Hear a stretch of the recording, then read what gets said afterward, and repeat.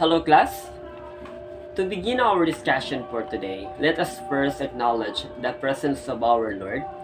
May I call on Merl Castro to please lead a prayer, please. Okay, thank you so much, Merl. So class, who is absent for today? There's none? Okay, that's great class.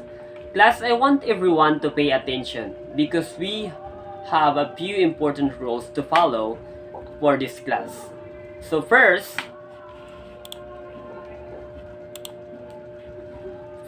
sit properly and stay quiet unless it's your turn to speak. Next, raise your hand if you want to speak. Focus on learning. Always keep your eye on the teacher. Does everyone understand, class? Okay, that's great. Thank you so much. Okay, now, imagine class, imagine starting with nothing. No wealth, no connections, just your dreams. Determination and desire to make something of yourself. So what would you do to rise above your circumstances? Yes, Fatima, you're raising your hand. Very good, Fatima. Yes, so to rise our circumstances, we must take charge of our own growth and believe that our future is not limited by our background. That's precisely good, Miss Fatima. So that's exactly what Benjamin Franklin did. So long before becoming one of America's founding fathers, he was a young man with limited means but unlimited curiosity and ambition. So today class, we will be going to learn about the autobiography of Benjamin Franklin. Are you ready to engage in this learning class? Yes. Good. Wow, I'm glad to hear that, class. So now, we will going to talk the autobiography of Benjamin Franklin by Benjamin Franklin itself. But first, let's gonna talk about first the autobiography, class. So autobiography is a story that you can tell about your own life. It often begins when the author is young and includes detailed chronology, events, places, reactions, movements, and other relevant events throughout the author's life. In short, class, autobiography is based on our experiences. It is written by ourselves also. So have you ever tried to write down your experiences during a trip or adventure, class? Okay, that's good. So for today's lecture, we will study the life experiences of Benjamin Franklin through his autobiography. So before discussing our lesson, let us first get the author's brief background. So let's begin. So Benjamin Franklin, he was born in Boston on January 17, 1706. He was the 10th son of soup maker Hosea Franklin. Benjamin's father was Abia Polgar, the second wife of Hosea.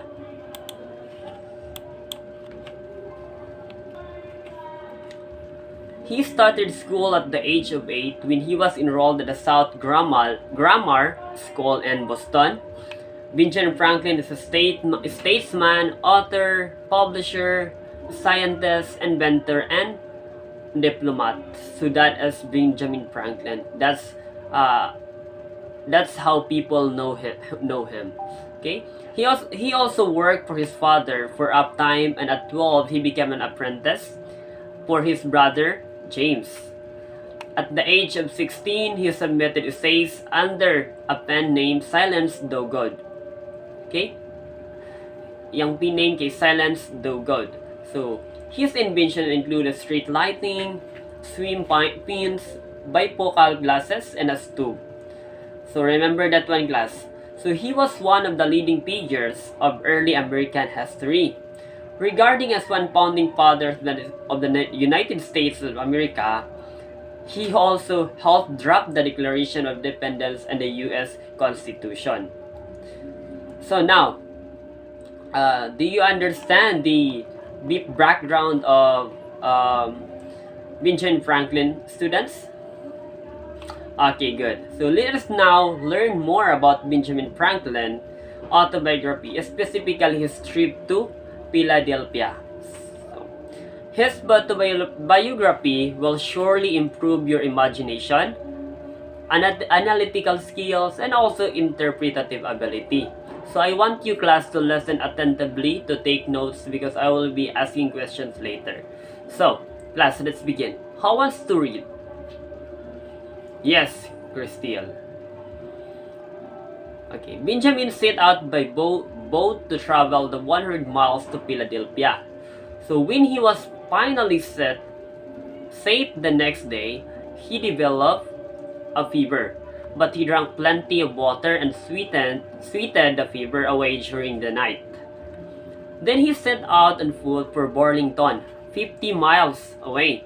By noon, he was rain-shocked, exhausted, and knew he was suspected of being run away. So nevertheless, Benjamin traveled on the next day, arriving in the evening and stayed in an inn 8 or 10 miles from Burlington. When he arrived in Burlington Saturday morning, he was greatly disappointed to find that the regular hosts had left shortly before and that no one would leave until Tuesday. He therefore returned to an old woman in town from whom he had brought gingerbread to eat and the water, and asked her to advise. The woman suggested that he stay with her until a cruising another boat was possible. He accepted her offer as he was very exhausted from the journey on foot. The woman was very hospitable. She gave Benjamin a dinner of ox cheek with great benevolence, accepting only a pot of ale in return. So Benjamin hoped that Tuesday would come, but as he was walking along the river bank, and that evening a boat came by, bound for Philadelphia, with several people in it. They talked him in. So when the dirty, tired and hungry Benjamin finally arrived in Philadelphia at about 8 or 9 on Sunday morning, he only had a whole stack of cash consisting a single dollar and about a shilling and copper coin. So he gave the shilling to the boatman for his passage. At first they refused it, but he insisted on taking it. Later he remarked that a man is sometimes more generous when he has but a little money than when he has plenty, perhaps to prevent people from thinking he had little. So class, please keep quiet. Okay, let's continue. He found his way to bakery, and since the bread was different from that sold in Boston, he asked for any kind of bread worth 3 pennies. When he received 3 large puppy rolls, he had no choice but to carry one under each arm and eat the third in his hand. So he strolled through the streets, passing his future wife, who thought he made a most awkward, ridiculous appearance. He followed some neatly dressed people in the Quaker meeting house but slipped through the service until someone woke him up at the end. So, the first house in Philadelphia that either entered or sleep is with the church. After the service, he found a decent place to stay and sleep all day and all night, walking only to eat.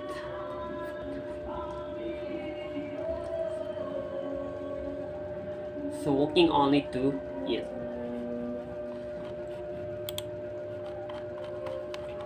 Wait a minute, class. Okay, so that is the autobiography of Benjamin Franklin, class. So did you understand the youth adventure of Benjamin Franklin, class? Any clarification?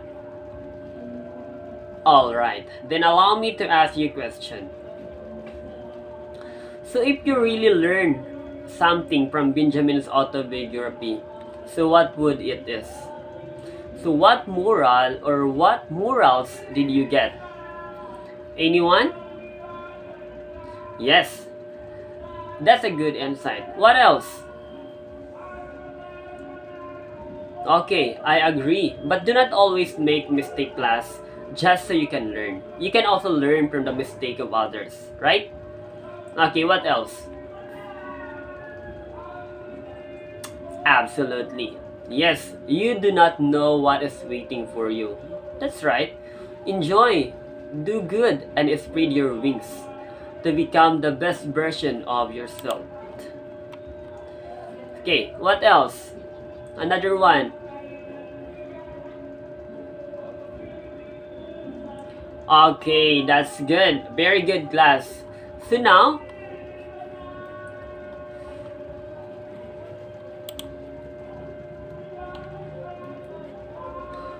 but so now, before we will continue to our short activity class, so the autobiography of Benjamin Franklin was not only focused on the subject, it is also useful in the history. Why? Because the autobiography of Benjamin Franklin provide a first-hand account of a colonial America, the American Revolution, and the early years of the United States. It is also can be integrated to ethics, like because Franklin's autobiography explores his philosophical and ethical views, including his emphasis on self-improvement, hard work, and civic duty. It is also be integrated to cultural significance, and why? Because the autobiography of Benjamin Franklin has had a profound impact in American culture and identity. Okay? So, class. So to deepen our knowledge class, let's have a short activity. This is a multiple choice questions only. So you can write your answers on a one-half sheet of paper. You have 5 minutes to do this activity. Okay? So for your activity, just look at the screen because I just want to show it and to make this fast to continue our discussion. Okay?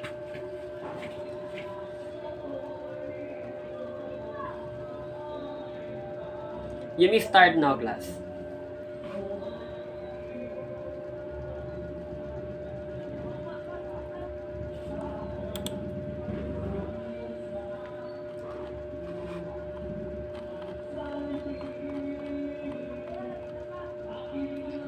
Alright, time is up. Pass your papers now. Okay, thank you so much for participating, class. Okay, class. Let us have a short recap about our topic for today. So to make sure we understand the autobiography of Benjamin Franklin. So are you ready, class? Okay. Let's start. So first, what role does virtue play in Benjamin Franklin's life, and how does he attempt to cultivate it? Okay, thank you so much, Merle. Number 2, how does Franklin upbringing and family influences later life and achievements? Yes, Rhea. Okay, thank you so much, Rhea. Okay, number 3, what is the significance of temperance as the first virtue in Franklin's list, and why does he prioritize it? That's precisely good. Okay, next. How does Franklin's autobiography reflect the values of enlightenment? And what insight does it offer into colonial America? Yes, Kim? You're raising your hand? Okay, thank you so much, Kim, for your answer. Next, last question. What literary devices does Franklin use in his autobiography? and how do they contribute to its effectiveness? Yes, Marites? Okay, thank you. So good job everyone for the fantastic insight. I see that you are learned something, no, for today's discussion. You learned something, something in our discussion. So for your assignment class, I want you to create your own autobiography. Okay? Listen. Think of a unique title and be creative. Write it on a clean sheet of paper. You can submit your assignments via messenger or maybe in the next meeting. Okay? So good luck everyone, and please do your best to make your output or your autobiography presentable and be a creative one. Okay? So for your assignment, here are the rubrics of your output. So the scoring system, we have the content, it is 40%, organization and structure 30%, style and voice 30%, and overall impact is 100%. So is that clear, class? Do you have any questions, suggestions, clarifications, or what?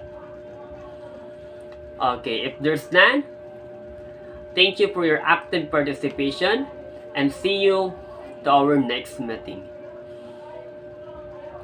Goodbye and thank you, class.